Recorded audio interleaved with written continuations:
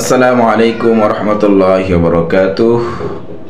আজকের পর্ব আমরা নিয়ে যাব 6 নাম্বার পর্ব বা 6 নাম্বার ক্লাস। এই ক্লাসে আমরা শিখব 7 নাম্বার মাখরাজ থেকে। পূর্বে আমরা 1 2 3 4 5 6 এই মাখরাজগুলি আমরা শেষ করেছি। আজকে আমরা এই ষষ্ঠ অর্থাৎ 6 নাম্বার ক্লাসে 6 নাম্বার পর্বে আমরা চলে যাব 7 নাম্বার মাখরাজ। এই 7 নাম্বার মাখরাজ থেকে একটি হরফ আপনারা স্ক্রিনে দেখতে পাচ্ছেন দদ। এই দদের উচ্চারণটা আমরা মাখরাজ অনুসারে শিখব। তো দদের মাখরাজটা যে জিহ্বার গোড়ার কিনারা, আমরা সকলে জানি আমাদের যার যার মুখের ভিতরে যে জিহ্বার গোড়াটা রয়েছে, এই জিহ্বার গোড়ার কিনারা। এখন কিনারা বলতে কোনো ডান দিকের কিনারা নাকি বাম দিকের কিনারা এটা উল্লেখ করা সহজভাবে নেই। তবে আপনি আপনার সহজে যেভাবে নেবেন, ডান দিকেরও নিতে পারেন, বাম দিকেরও নিতে পারেন। তবে সাধারণত ওলামায়ে কেরামগণ এই কিনারা দিয়ে যখন উচ্চারণ করে তখন যেটা আমরা লক্ষ্য করেছি বা ফলো করেছি সেটা হচ্ছে প্রত্যেকেরই বাম দিকের জিহ্বার গোড়ার কিনারা বাম দিকের উপরে, বাম সাইডের উপরে যেই মাড়ি দাঁত, আমাদের যে দুই গালের দুই পাশে দাঁত রয়েছে এই দাঁতগুলোকে বলা হয় মাড়ির দাঁত। তো এই মাড়ির দাঁত উপরেও আছে, নিচেও আছে। তো বলেছে জিহ্বার গোড়ার কিনারা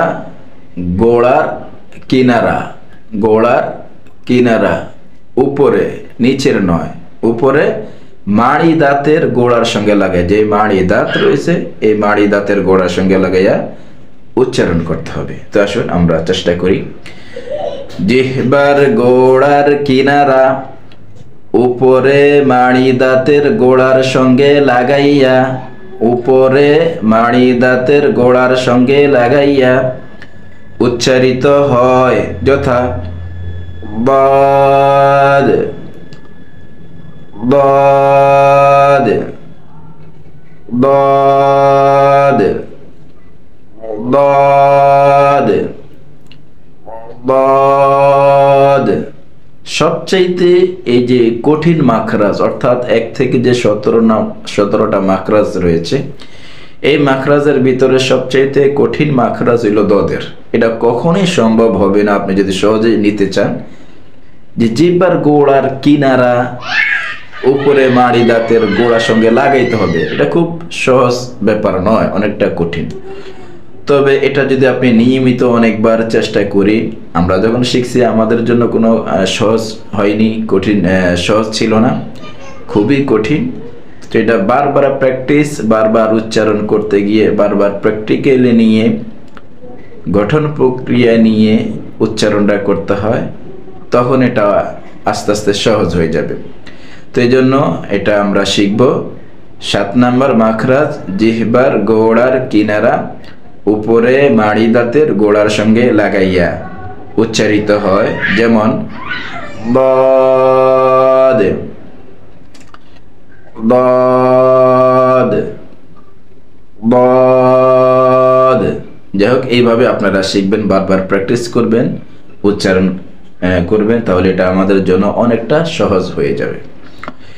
তাহলে আমরা এবার চলে যাব 8 নাম্বার মাখরাজ। এই 8 নাম্বার মাখরাজ থেকেও একটি হরফ, সেটা হবে লাম। সেটা হবে কি? লাম।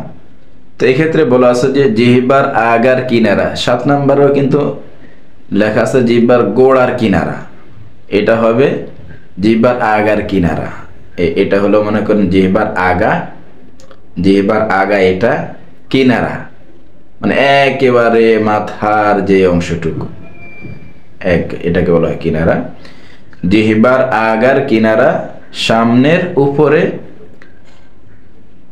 দাঁতের মাড়ির সঙ্গে লাগাইয়া, সামনের উপরে 2 দাঁতের মাড়ির সঙ্গে লাগাইয়া, 2 দাঁত অর্থাৎ আমাদের এই দাঁতগুলি রয়েছে, এই দাঁতের গোড়া আর মাড়ি, অর্থাৎ গোড়া মাড়ি, এটা তো আর চিকন কোনো কিছু দিয়ে নির্ণয় করা হবে না। জিহ্বাটা এই 2-এর মাঝখানে মাড়ি এবং জিহ্বার মাড়ি এবং দাঁত, এই দাঁতের গোড়ার মধ্যে লাগাইয়া এই হরফের উচ্চারণটা করতে হয়। তাহলে আমরা শুরু করি। 8 নাম্বার মাখরাজ জিহ্বার আগার কিনারা, এই যেটা জিহ্বার আগার কিনারা, সামনের উপরের 2 দাঁতের গোড়ার সঙ্গে লাগাইয়াও বলা যায়, মাড়ির সঙ্গে লাগাইয়াও বলা যায়। অর্থাৎ আপনি যখন গোড়া এবং মাড়ি এই জায়গাটার মধ্যে জিহ্বার আগা লাগাবেন, তখন দেখবেন গোড়াতেও লাগবে, মাড়িতেও লাগবে। এই জন্য সহজে বলা হয় যে জিহ্বার আগার কিনারা, সামনের উপরে 2 দাঁতের গোড়া অথবা মাড়ি, একসাথে বলতে পারেন যে জিহ্বার আগার কিনারা, সামনের উপরে 2 দাঁতের গোড়ার সঙ্গে লাগাই, আমরা এটাই বলে নিই। অনেকে মাড়ির সঙ্গে বলে নেন, সমস্যা নেই, উচ্চারণের জন্যই আমাদের এটা এই পদ্ধতি অবলম্বন। হ্যাঁ, 8 নাম্বার মাখরাজ জিহ্বার আগার কিনারা, সামনের উপরে 2 দাঁতের গোড়ার সঙ্গে লাগাইয়া অথবা 2 দাঁতের মাড়ির সঙ্গে লাগাইয়া উচ্চারিত হয়, যথা লাম, লাম। দেখতে পাচ্ছেন? হ্যাঁ, ভিতর দিয়া লাম, এই লামের উচ্চারণটা এখান থেকে আসে। আমি আবারও বলছি, 8 নাম্বার মাখরাজ জিহ্বার আগার কিনারা, সামনের উপরে 2 দাঁতের গোড়ার সঙ্গে লাগাইয়া অথবা 2 দাঁতের মাড়ির সঙ্গে লাগাইয়া উচ্চারিত হয়, যথা লাম, লাম, লাম। এইভাবে আমরা শেখার চেষ্টা করব, আমাদের ছোট ছেলে মেয়েদেরকেও শেখাবার চেষ্টা করব ইনশাআল্লাহ। এবার আমরা চলে যাব 9 নাম্বার মাখরাজে। 9 নাম্বার মাখরাজ থেকেও একটি, সেটা হবে নুন। এটা হলো জিহ্বার আগা, তার বরাবর উপরের তালুর সঙ্গে লাগা। এটা জিহ্বার আগার কিনারা আর নয়, ডাইরেক্ট আগা, তার বরাবর উপরে এই তালুর সঙ্গে লাগাইতে হবে। 9 নাম্বার মাখরাজ জিহ্বার আগা, তার বরাবর উপরের তালুর সঙ্গে লাগাইয়া উচ্চারিত হয়, যথা নুন, নুন, নুন। জিহ্বার আগাটা আমরা তালুতে লাগাবো, এখানে নুন।